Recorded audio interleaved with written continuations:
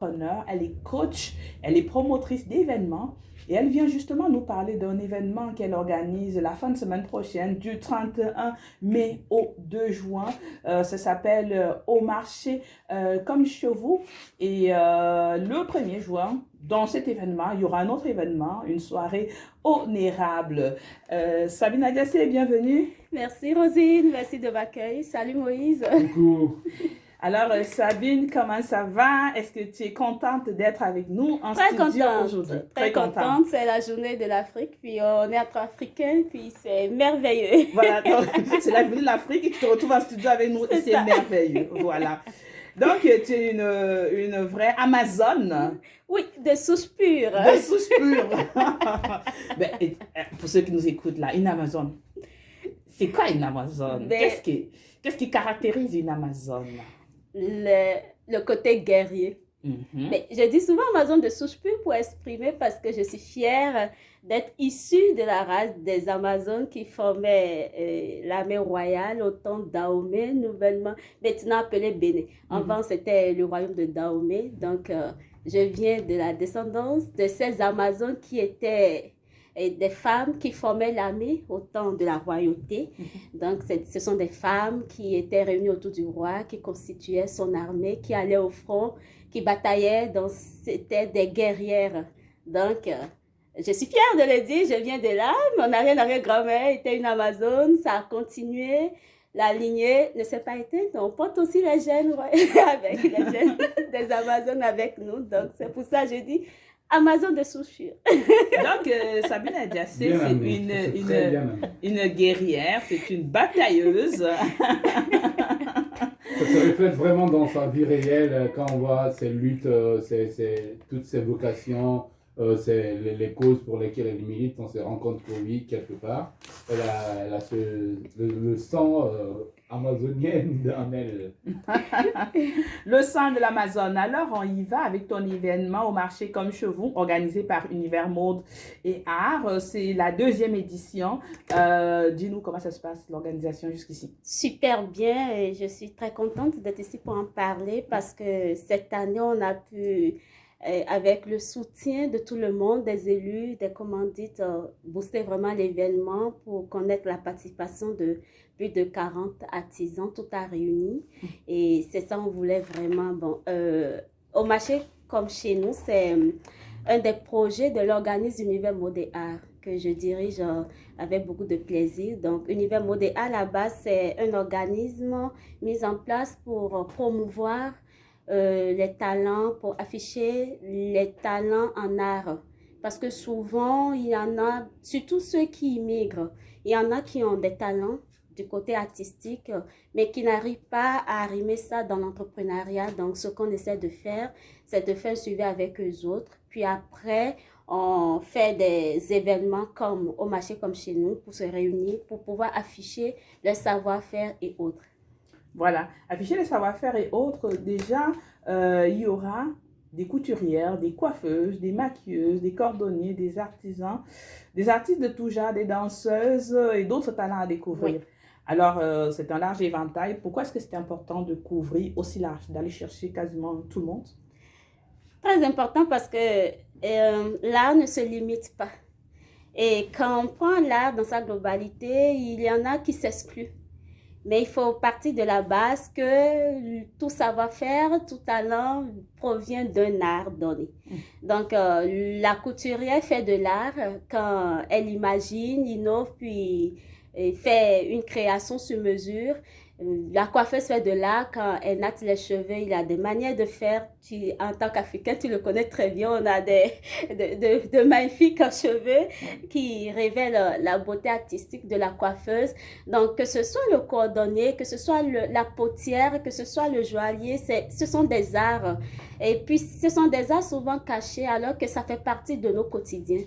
Donc, utiliser une tasse à café le matin, ça vient de la main d'un potier ou d'une potière. Et il est temps pour nous de montrer que, surtout du côté de l'immigration, il y en a qui immigrent avec le savoir-faire. Donc, on est parti vers ce large éventail pour ne pas limiter, pour que chacun peu importe ce petit truc qui fait la différence, sentent que c'est nécessaire dans l'environnement d'aujourd'hui. Voilà, on parle beaucoup de savoir-faire, mais tu veux aussi explorer les richesses culturelles du Québec et exprimer le vivre ensemble dans un contexte harmonieux et ensoleillé. Le vivre ensemble, est-ce qu'on ne vivait pas déjà ensemble ou qu'est-ce que tu vas apporter de plus? Quelle sera la plus-value? On vit ensemble déjà parce que pour nous qui sommes accueillis et qui évoluons avec nos activités, c'est déjà vivre ensemble. Ce sont des gens qui nous ont ouvert les bras, qui nous ont accueillis. Ce qu'on fait de particulier, c'est qu'il y a un moment où il faut s'arrêter, comme tout le monde, pour dire merci à ces personnes. Donc, quand on ramène le vivre ensemble sur le tapis, comme j'aime le dire, c'est juste souligner l'importance que cela, la place que cela occupe dans le quotidien de tout le monde. Qu'on soit artiste, qu'on soit entrepreneur, le vivre ensemble nous permet d'évoluer. Donc, on ne le dira jamais assez. Donc, moi, je dis, à chaque moment, il faut le dire, il faut répéter. Il faut dire merci à ceux et celles qui font notre quotidien, qui nous acceptent. Et nous aussi, nous allons vers ces personnes. Donc, remettre le vivre ensemble sur le tapis, c'est permettre à chacun de se souvenir de ces instants, de se rappeler l'importance de chacun de nous dans nos vies de tous les jours. Et aussi de se dire et se répéter qu'il n'y a que le quotidien d'ensemble qui fait la joie et la fierté de tous. Voilà. Alors, l'événement se déroule, je l'ai dit à l'entame de mon propos, du 31 mai au 2 juin prochain, au 275 rue Marie de l'Incarnation. Oui. Pourquoi tu as choisi cet espace-là? C'est ça, je profite pour dire un grand merci à notre premier commandite, plus grand commandite, qui est la paroisse Limoilou, Vanier, Basseville. Donc, c'est pas facile de trouver un emplacement dans la ville. Hein. Donc, c'est eux qui ont accueilli le projet avec nous, qui ont mis l'espace à notre disposition.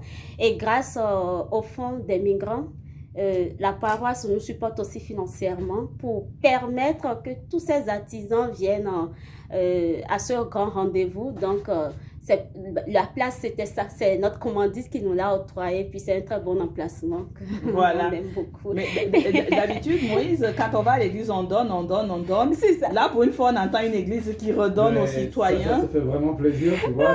C'est pour dire que c'est pas aussi qu'une église, c'est des églises communautaires, c'est des églises qui participent à la vie de la communauté, qui participent à des initiatives novatrices, d'accord, des initiatives qui permettent que la cité vive tout simplement. Donc, c'est pas non plus à tous les événements que l'église accompagne. C'est parce que l'événement là est d'une forte valeur ajoutée. C'est la raison pour laquelle l'église décide d'accompagner mon humble avis. Oui, tu l'as bien dit parce que très souvent, le monde assimile vraiment l'église à dimanche, on sort, on s'en va au culte, on revient. Mais les églises sont des organisations. C'est des organisations, il y en a qui portent le chapeau œuvre charitable, il y en a qui sont dans les organismes aussi à but non lucratif, mais c'est des organisations qui soutiennent aussi sur le terrain. Donc, nous sommes chanceux parce qu'eux, ils ont un fonds pour aider tous les migrants qui viennent d'ailleurs. Donc, nous sommes chanceux de pouvoir toucher à ce projet-là. Mais le projet les a plu parce que ça rassemble les immigrants ainsi que les Québécois. Donc, c'est un projet inclusif. C'est pour ça qu'ils ont adhéré. Donc, c'est un projet inclusif. Ça veut dire que Moïse, demain, toi, tu as ton projet, tu vas à la paroisse avec ton projet. On va mettre l'espace à ta disposition.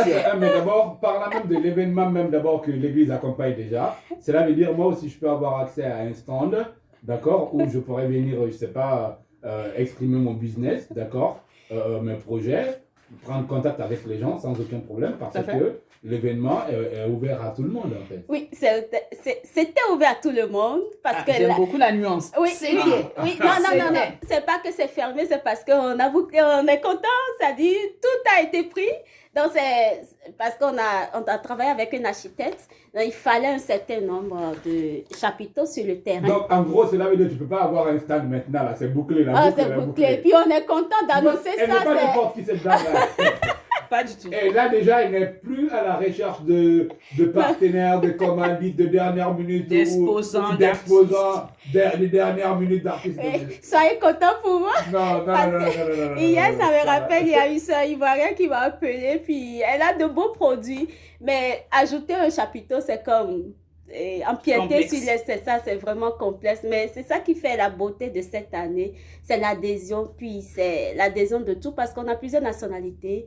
On a les Russes, on a les Malgaches, on a les Suisses, on est partout. Parce que quand on dit souvent immigrants, dans nos têtes, dans plusieurs conceptions, on voit très souvent l'immigrant noir. Mais les immigrants, c'est tout ce qui est extérieur au Canada, au Québec. Donc, c'est un peu de tout, c'est tout un mélange. Puis cette année, on est vraiment content de voir, en tout cas, plusieurs pays représentés. Combien de pays à peu près? Il y a combien de nationalités à peu près, je veux dire, quand tu fais Une vingtaine. Une vingtaine de Oui. nationalités représentées à cet Représentées événement-là. et 7 villes de la province. Donc, il y a des gens qui partent d'autres villes. De Sherbrooke, de la Beauce, de Lévis et autres, oui. Il y De en a. Montréal aussi? Oui, de Montréal et aussi de l'île d'Orléans. Voilà. Mais est-ce que vous les logez ou chacun se débrouille, vous mettez juste un stand à leur disposition et ils s'organisent pour être là? Comment ça fonctionne déjà? Il y en a qui sont logés. Puis il y en a on a l'espace aussi pour tu sais, les campings mobiles, là, Oui. c'est ça que nous, parce que le projet, ça coupe plusieurs volets. Donc c'est aussi l'espace pour eux, le temps pour eux de faire comment on appelle ça, un camping, voilà. Donc on a permis tout ça dans le projet. Il y en a certains qui seront logés à l'hôtel pour pouvoir participer à notre soirée gala. Et aussi, si je parle de l'église qui est commandée, je ne peux pas oublier les élus qui nous accompagnent quand même. Donc, on dit vraiment merci à l'honorable Julie Viola qui nous a soutenus. Député des Beauport? Député fédéral? Oui, de Beauport-Limoilou. Oui. Honorable Julie Viola. Il y a la conseillère Isabelle Roy, la présidente de l'arrondissement de Beauport. Il y a la conseillère Alicia Dépé. Puis il y a le conseiller Claude Villeneuve. Non, ça c'est des rivières. Des rivières. Puis Claude Villeneuve, c'est Mézérette-Léré. Ok. Voilà. Donc, ce sont les élus qui vous soutiennent, qui vous supportent qui nous supportent dans ce projet aussi. En dehors de l'église et des élus, est-ce que vous avez d'autres partenaires et d'autres commandites? Oui, j'ai mon partenaire ici, Café Félé Malagocha, que je salue vivement. Il y a Capif depuis la Beauce. Il y a, qui est un organisme à but non lucratif. lucratif. Oui, à but lucratif aussi. Donc, il collabore avec vous, on va dire. Oui. Ils ne vous financent pas. Il collabore. Je dis n'importe quoi, c'est ce qu'ils vous envoient des enveloppes. Est-ce que tu sais? Voilà. Ils sont partenaires. Ouais. Et notre parrain, M. Elie, je ne sais pas si tu le connais, non, Kofi, non, je le connais pas. Le financier. Non. En tout cas, c'est un grand apport pour la communauté immigrante. Il soutient beaucoup d'initiatives. Donc, il nous appuie. Il est le parrain de la soirée honorable. Comment il s'appelle? Elie Kofi. Elie Kofi. Oui. Il vit à Québec? Oui, il vit à Québec, bien connu. Ça, quand tu dis Elie Kofi, toute la communauté ivoirienne va te dire oui. C'est un homme d'affaires? Oui. Okay. Puis la marraine, elle vient de Montréal. C'est Sarah. Je ne vais pas accrocher le nom, je vais dire Madame Sarah. Donc, elle est notre marraine, elle vient de Montréal. Donc, il y en a, on a aussi le groupe à Christine, parce qu'elle nous a permis beaucoup de booster l'événement. C'est son groupe qui donne des informations et tout de la communauté immigrante ici à Québec. Christine Private, oui, voilà. Qu'on salue ici aussi. Donc, on a Soudi SRS, c'est une entreprise depuis Sherbrooke qu'on salue vivement parce qu'il y a la danse contrée qui nous vient de Sherbrooke qui participe à l'événement. Il y a Epi Africa que tu connais. Oui, effectivement. Parce qu'elle soutient toujours notre buffet. Il y a aussi le Son du Rocher qui nous accompagne cette année. Le Centre du Rocher qui vous accompagne, oui. Est-ce que la soirée honorable aura lieu au Centre du Rocher, justement. Je comprends. Donc, ils mettent la salle à votre disposition ou l'accompagnement? Oui, ils nous soutiennent même pour le marché, tout et tout. Okay. Ils sont avec nous dans l'organisation. Oui, c'est un partenaire. Voilà.